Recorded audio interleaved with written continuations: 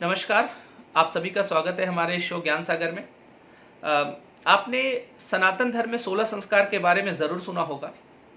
उसमें एक बड़ा महत्वपूर्ण संस्कार होता है जिसे हम उपनयन संस्कार कहते हैं।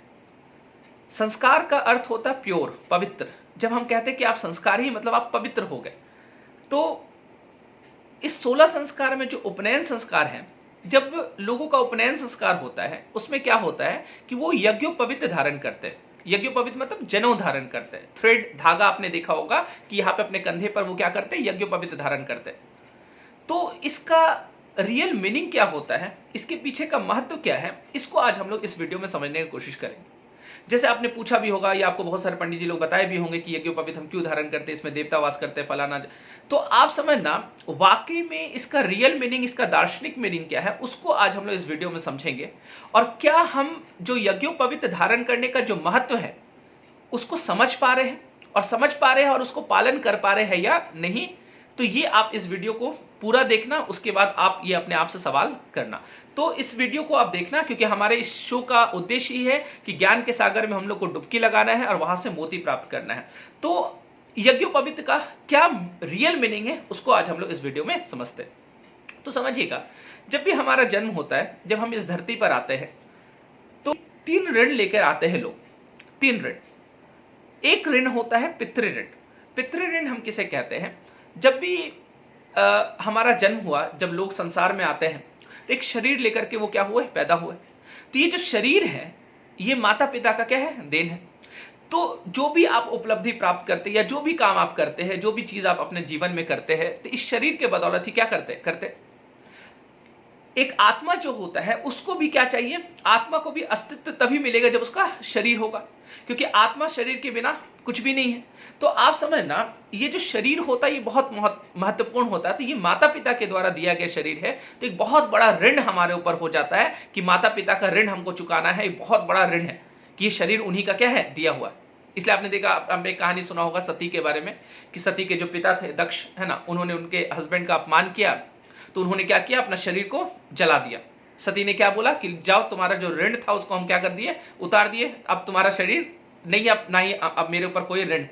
तो पितृ ऋण होता है जो ये शरीर हमारा होता है। दूसरा चीज समझना, जब शरीर आ गया तो मनु ने बताया है कि शरीर में 5 चोर होता है।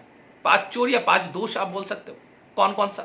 तो एक होता काम, क्रोध, लोभ, मोह और ईर्ष्या। ये 5 चोर है और ये 5 चोर हमारे शरीर में पूरा भरा है। और अगर इस 5 चोर को हम समाप्त नहीं करेंगे तो हमारे में नैतिकता नहीं आ पाएगा और समाज क्या होगा, पूरा एक तरह से बोला असभ्य समाज यहाँ पे विकसित हो जाएगा। तो ये 5 चोर को समाप्त करने के लिए लोग कहाँ जाते हैं, तो गुरु के पास जाते हैं। और गुरु अपने ज्ञान से इस 5 चोर को क्या करता है, समाप्त करता है। नहीं तो आप समझना, जैसे काम है, तो अगर आप इस चीज को समाप्त नहीं करोगे तो देखो, कभी कोई किसी का रेप कर देता है ना, तो इस तरह का चीज बहुत सारा घटना घटते रहता है, तो एक सभ्य समाज स्थापित नहीं हो पाएगा। क्रोध, आप बात बात पे क्रोध कर देते हैं, है ना, तो जो काम है, जो आपका कुछ आपके जो करीबी है वो सारे लोग आपके, है ना, आपसे दूर चले जाएंगे। आप बहुत बात बात पे क्रोध करते हैं, आपसे लोग नफरत करना शुरू कर देंगे, है ना। हर बात पे हम लोभ करते हैं, है ना, हमको हर चीज पे मोह हो जाता है। हम ईर्ष्या करते हैं, हम दूसरों को देख के जलते हैं, दूसरा घर देख के जलते हैं, दूसरा गाड़ी देख के जलते हैं, है ना, दूसरा का चेहरा देख के जलते हैं। तो आप समझना, ये जो जलन वाला भाव है, जेलेसी वाला भाव है, तो ये सब क्या है, हमारे अंदर शरीर का क्या है, चोर है। और ये जो चोर है ये समाप्त कैसे करेगा? तो ये चोर को पकड़ने के लिए पुलिस कौन होगा? तो ये चोर को पकड़ने के लिए पुलिस हमारे गुरु जी होंगे। और जो गुरु हमारे होते हैं वो 5 चोर को क्या कर देते, समाप्त कर देते। कैसे? ज्ञान के माध्यम से। तो आप समझना, तो वो दूसरा क्या हो जाता है, गुरु ऋण या ऋषि ऋण, है ना। तो ऋषि, है ना, पहले गुरुकुल में जाते थे, ऋषि मुनि लोग होते थे, इसलिए इसको ऋषि ऋण बोलते हैं। तो आप समझना, तो ये बहुत बड़ा ऋण होता है। तो एक तो हो गया पितृ ऋण, जिन्होंने, है ना, शरीर दिया है। अब शरीर से जो 5 चोर है उसको जो समाप्त किए गुरु, है ना, उनका बहुत बड़ा ऋण है हमारे ऊपर। तीसरा ऋण होता है देव ऋण। देव ऋण क्या है? ये प्रकृति जो है ये हमें बहुत कुछ देता है और बिन मांगे देता है। अब हमने गेहूं मान लो बोया है, अब गेहूं बोया है, धान बोया है, खेती कर रहे हैं। अब मान लो कि पूरा खेत सूखा है, अचानक से पूरा बारिश होने लगा और पूरा खेत क्या हो गया, पूरा पानी पानी एकदम अच्छा से हो गया। तो हमने उसको कुछ मांगा नहीं, हमने उससे कुछ मांगा नहीं, वो हमको दिया।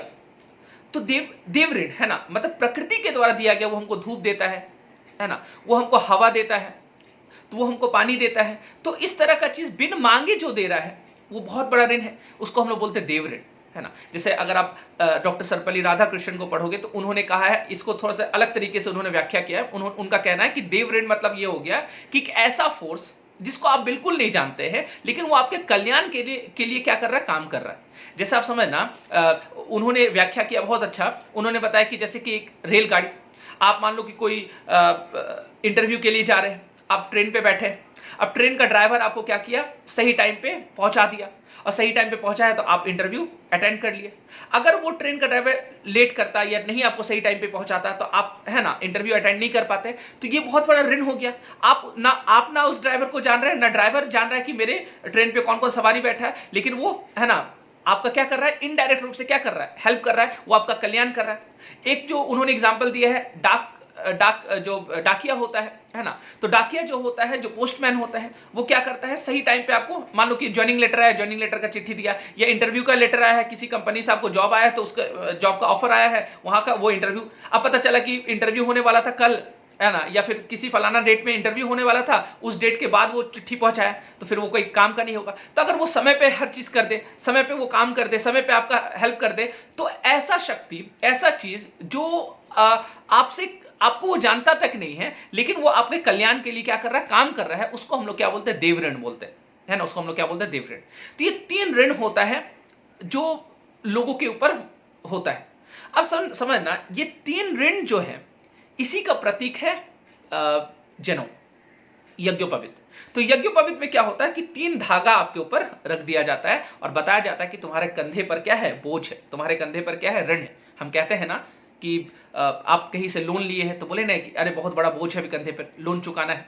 कोई अपना परिवार चला रहा है, एक ही व्यक्ति है और जो 8-10 लोग उसके, है ना, परिवार में है, सबको पालन पोषण, सबका, है ना, पढ़ाई लिखाई खर्च वही करता है, तो आप बोलेंगे नहीं मेरे ऊपर बहुत बड़ा ऋण है, यह बहुत बड़ा बोझ है, परिवार का बोझ है। तो या फिर अगर आप बोझ उठाते हैं तो आप क्या हो जाते हैं, गिर जाते हैं नीचे, तो जल्दी से बोझ जब खाली करते हैं तब आप खड़े अच्छे से हो पाते हैं। तो वही चीज है। तो यहां जो यज्ञोपवीत हम धारण करते हैं, ये एक तरह से क्या बताता है, ये आपका बताता है कि आपके पास 3 ऋण है, ये आपको भूलने नहीं देता है। आप बार बार इसको देखो और बोले कि अरे याद आया, नहीं हम अपने माता पिता को कष्ट नहीं देंगे। आजकल देखो क्या हो रहा है, इतना वृद्धाश्रम खुल गया है ना, माता पिता जो आपको ये शरीर दिए, जिसके बदले आप कुछ भी कर पा रहे, उनको आप क्या कर रहे, कष्ट दे रहे। एक मजदूर माता पिता जिनके पास ठीक से इनकम भी नहीं आ रहा है, अगर मान लो उनका 5 बच्चा है, वो पांचों को क्या कर रहे हैं, पांचों का पालन पोषण कर रहे हैं, अपना पेट काट कर उनको खिलाने की कोशिश कर रहे हैं। लेकिन कल को वही 5 बच्चा बड़ा अधिकारी बन जाए, बड़ा ऑफिसर बन जाए, पैसा कमाने लगे, तो वो एक माँ बाप को क्या करते, वो लोग बांट देते कि शाम में तुम इसके यहाँ खाना, कल के दिन इसके यहाँ खाना, इतना दिन इसके यहाँ खाएगा, इतना दिन इस बेटा के यहाँ खाएगा। तो सोचो ये क्या है। तो वो आप कहा अपने वो ऋण को भूल गए, आप पितृ। तो आप समझना, ये आपको यज्ञोपवीत जो ये आपको याद दिलाएगा, जो गुरु जो आपको पढ़ाया है, जो आपको समझाया है, जो आपको उस काबिल बनाया है, उसको आप भूल जाते हैं। जब आप मान लो बड़े अधिकारी बन गए या फिर आप कोई अच्छे पोस्ट पे चले गए, फिर आपको लगा अरे जाने दो, है ना, फिर तो ये यज्ञोपवीत आपको क्या करेगा, वो याद दिलाएगा, है ना। देव ऋण को, तो देव ऋण आप कैसे चुका सकते हैं, अब तो जान भी नहीं रहे जो आपको कौन हेल्प कर रहा है। तो आप अननोन व्यक्ति का हेल्प करो, क्योंकि आपको पता नहीं कि आपको कितने लोगों ने हेल्प किया है। तो आप कहीं ट्रेन पकड़ने जा रहे हैं, आप कोई ऑटो में बैठे हैं, ऑटो वाला आपको सही टाइम पे पहुंचा दिया, आप ट्रेन पकड़ लिए। तो आप समझना, जब आपको भी जरूरत हो, आप मान लो कि किसी को, है ना, आप कुछ सप्लाई कर रहे हैं, आप किताब दे रहे हैं, आप मान लो कोई बिजनेसमैन है, आप कोई सामान दे रहे हैं, तो आप सही टाइम पे उसका सामान पहुंचा दो। कि अगर मान लो आप किताब का बिजनेस कर रहे हैं, तो कोई आपको ऑर्डर किया है, तो सही टाइम पे किताब पहुंचेगा तो वो पढ़ेगा, वो फिर एग्जाम क्रैक कर पाएगा। तो आप समझना, इस तरह का 3 ऋण जो है ये हमको याद हमेशा दिलाएगा। इसलिए यज्ञोपवीत हमेशा धारण करना चाहिए, जिससे आपको क्या पता चलेगा कि आपके पास ये ऋण है और इस ऋण को हमको चुकाना है ना। तो ये एक तो ये होता है ना। अब आगे चलकर बहुत लोग, अब जैसे बहुत लोग आजकल नहीं धारण करते, ये दरअसल हुआ ये था कि जब बुद्धिस्ट यहाँ पे आए थे तो बुद्धिस्ट का जब धीरे धीरे उत्थान होना शुरू हुआ था, खास करके अश्व घोष जैसे लोग जब आए तो अश्व घोष का कहना था कि यज्ञोपवीत जो होता है ये हर वक्त नहीं पहनना चाहिए, कि यज्ञ में लोग पहनते हैं। यज्ञ जब आप कर रहे हैं, किसी के लिए देव यज्ञ कर रहे हैं या फिर पितृ यज्ञ कर रहे हैं, तो यज्ञ जब आप कर रहे हैं तो यज्ञ में आप यज्ञोपवीत पहनो, और जैसे यज्ञ खत्म होता है फिर यज्ञ में आप उसको क्या कर दो, उसमें वहीं पे डाल दो यज्ञ का, है ना। तो आप समझ, तो ये बुद्धिस्ट लोग जब आए तो फिर लोग धीरे धीरे बुद्धिस्ट का प्रभाव पड़ने लगा, तो ये सब चीज होने लगा। लेकिन अगर आपका उपनयन संस्कार हुआ है तो आप जनेऊ धारण करके इसके पीछे का मेनली महत्व ये समझिएगा कि आपका शरीर जो है आपके पिता माता के द्वारा दिया गया है, उनका बहुत बड़ा ऋण है, उनको कभी भी ठेस मत पहुंचाओ।